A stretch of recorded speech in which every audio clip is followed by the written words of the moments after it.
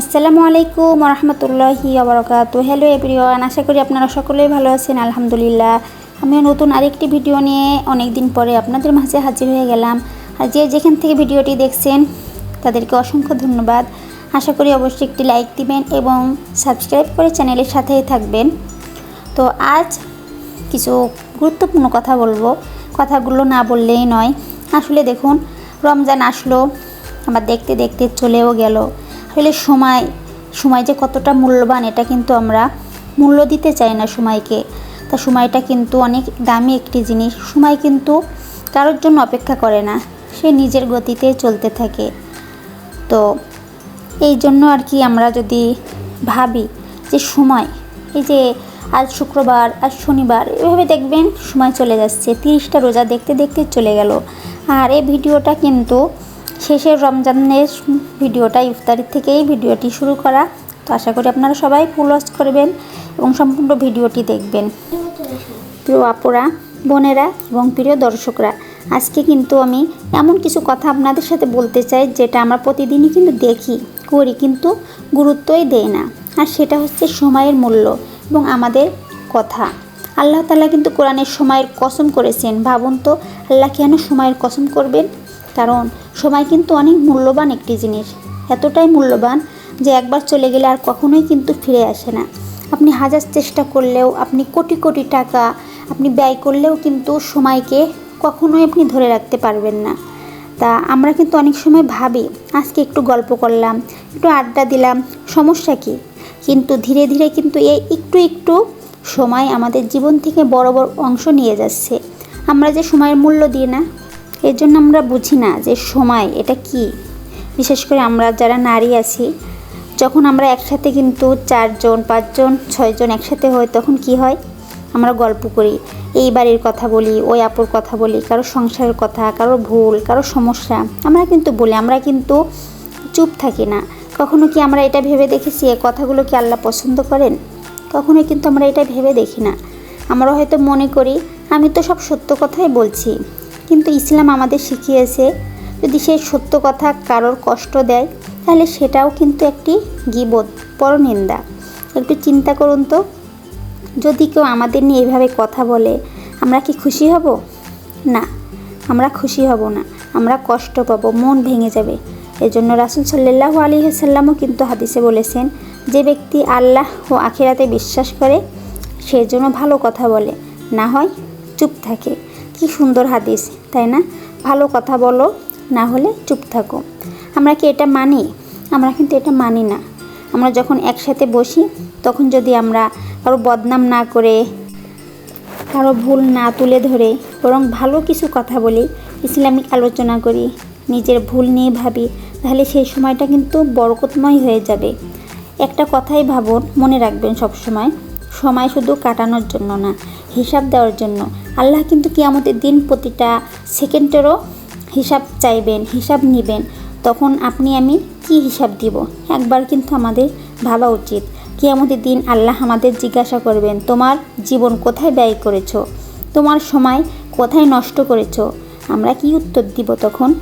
আজকে আমরা ঘন্টার পর ঘন্টা মোবাইলে, আড্ডায়, অন্যের কথা বলে কাটিয়ে দিচ্ছি সময়, কিন্তু নামাজে কিন্তু মন বসাতে পারছি না। কোরআন পড়তে বসলে সময় পায় না। এটা কি আমাদের জন্য লজ্জার বিষয় না? একটু নিজের দিকে তাকান। আজকে যদি আমাদের সেই দিন হতো, এই আড্ডাগুলো, এই কথাগুলো আমাদের কোনো উপকারে আসতো না, বরং এগুলোই আমাদের জন্য গুনাহ হয়ে দাঁড়াবে। তাই আসুন আজকে একটা সিদ্ধান্ত নিই, আমরা যখন একসাথে হব, আমরা গীবত করব না, কারো কষ্টের কারণ হব না, সময় নষ্ট করব না, ভালো কথা বলবো, একে অপরের দোয়া দিব। সুন্দর একটি কথা মনে রাখবেন, সব চোখ কিন্তু দোয়া দেয় না, কিছু চোখ হিংসাও করে। তাই নিজের সুখ, নিজের ভালো সবাইকে না বলে আল্লাহর কাছে বলাই ভালো। আমি হাজারো সংসার ভাঙতে দেখেছি বদনজরের কারণে। আপনি হয়তো বলছেন আপনি আপনার হাজব্যান্ডকে নিয়ে, আপনার শ্বশুরবাড়ির মানুষদেরকে নিয়ে, আপনি আপনার সন্তানকে নিয়ে অনেক সুখে আছেন। যখন যা বলেন, আপনার আশা পূরণ করার মানুষ আছে, আশা পূরণ হয়ে যায়। আমি হাজারো সংসার এই কারণে আমি ভাঙতে দেখেছি। কেননা সব মন কিন্তু এক না, সবার চোখ এক না, সবার মন এক না। আমরা কিন্তু হয়তো সরলভাবে বলি, কিন্তু আমাদের যে ভালো থাকার কথাগুলো যখন বলি তখন কিন্তু এক নারী অন্য নারী হয়ে কখনোই কিন্তু সেটা ভালো চোখে দেখবে না। সে একটু হলেও ঈর্ষা করবে, হিংসা করবে। সে ভাববে তার এত কিছু আছে, তার সাথে সাথে সব আশা পূরণ হয়, যা মনে চায় সেটা সে কিনে ফেলে। হ্যাঁ, যখন আমরা কথায় কথায় কিন্তু অনেক কথা আমরা বলে ফেলি, তখন কিন্তু অন্য আরেক নারী কখনোই একটা ভালো চোখে দেখবে না। হয়তো বলবে আপনার পিছনে লাগবে, আপনার পিছনে অনেক রকম বদনাম করবে। আস্তে আস্তে সবার কাছে আপনাকে মানুষ শত্রু বানাবে। তো এই জন্য আমরা সময়কে যখন মূল্য দিব, যে আমার অনেক কাজ আছে, আমার সংসারে কাজ করতে হবে, আমার বাচ্চাদেরকে টেক কেয়ার করতে হবে, আমরা সবসময় এটা ভাববো যে আমরা কিন্তু এতটা মূল্যহীন না। অন্য কেউ যদি আমাকে মূল্য না দেয়, আমি কি মূল্যহীন? আমি কি মাটিতে থেকে যাব? না, আমি মূল্যবান একটি জিনিস। আমার সময়কে মূল্য দিতে হবে। সময়ের মধ্যে আমার এইটা কাজ ওইটা কাজ, এটা রুটিন যদি আমরা করে নিতে পারি, তাহলে দেখবেন আমরা অন্য কারো কথায় কষ্টও পাবো না, আর আমার ভেতরের কষ্টের কথাগুলো কাউকে বলতে পারবো না আমি, বরং আমরা আমাদের মনের কষ্টগুলো একমাত্র আল্লাহকেই বলবো।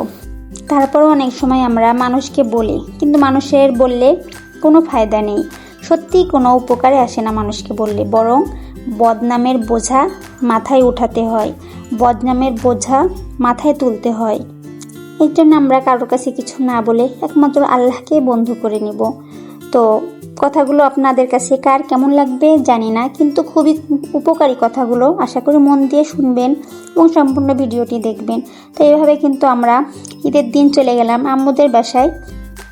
তো হ্যালো এভরিওয়ান, আমরা কিন্তু অনেক সময় এটাই বলি, সময় তো কেটেই যাচ্ছে, কিন্তু একটা কথা ভাবুন, সময় কাটে না, সময় কিন্তু ফুরিয়ে যায়। এই পার্থক্যটা বোঝা কিন্তু খুবই জরুরি। আমরা ভাবি আমরা সবসময় সময় কাটাচ্ছি, কিন্তু আসলে সময় আমাদের জীবন থেকে কমে যাচ্ছে, এটা কিন্তু আমরা ভাবি না। আমাদের হায়াত কমছে, আমরা কিন্তু দিন দিন কবরের দিকে পা বাড়াচ্ছি, 1 পা 2 পা করে আমরা কবরের দিকে কিন্তু পা বাড়াচ্ছি। ধরুন একটা কাপড় যদি একটু একটু করে ছিঁড়ে যায়, প্রতিদিন ছিঁড়ে যায় একটু একটু করে, একদিন সেটা কিন্তু আর ব্যবহার করার মতোই থাকবে না, আপনি ব্যবহার করতে পারবেন না। ঠিক তেমনি আমাদের জীবনটাও কিন্তু ছোট ছোট সময় নষ্টের মাধ্যমে একদিন শেষ হয়ে যাচ্ছে। আর এই সময়টা যদি আপনি আমি ভালো কাজে ব্যয় করি, তাহলে সময়টা মূল্যবান। আর যদি আমরা সময়টা নষ্ট করি মূল্যহীন কাজে, তাহলে কিন্তু সময়ের কোনো দাম আমরা দিতে পারলাম না। আর একটা বড় সমস্যা কি জানেন, আমরা কিন্তু ফাঁকা সময় পেলেই ভুল কাজে ব্যয় করি। কিন্তু একজন মুমিনের জীবনে কিন্তু ফাঁকা সময় বলে কিছুই নেই, কারণ সে জানে হয় সে দুনিয়ার কাজে অথবা আখিরাতের কাজে সময়কে ব্যয় করবে। তো আশা করি সবাই সম্পূর্ণ ভিডিওটি দেখেছেন। কথাগুলো যদি ভালো লাগে এবং ভিডিওটি যদি একটু ভালো লেগে থাকে, তাহলে অবশ্যই একটি লাইক দিবেন এবং সুলতানা মোমেন্টস এই চ্যানেলটি সাবস্ক্রাইব করে নোটিফিকেশনটা অন করে রাখবেন, তাহলে এই ভিডিওটি সবার আগে আপনার কাছে পৌঁছাবে। তো আশা করি আপনারা সবাই ভালো থাকবেন, আবারও দেখা হবে নতুন কোনো ভিডিও নিয়ে ইনশাআল্লাহ। দোয়া করবেন সবাই আমার জন্য। আপনারা সবাই ভালো থাকুন। আসসালামু আলাইকুম ওয়া রাহমাতুল্লাহি ওয়া বারাকাতুহু।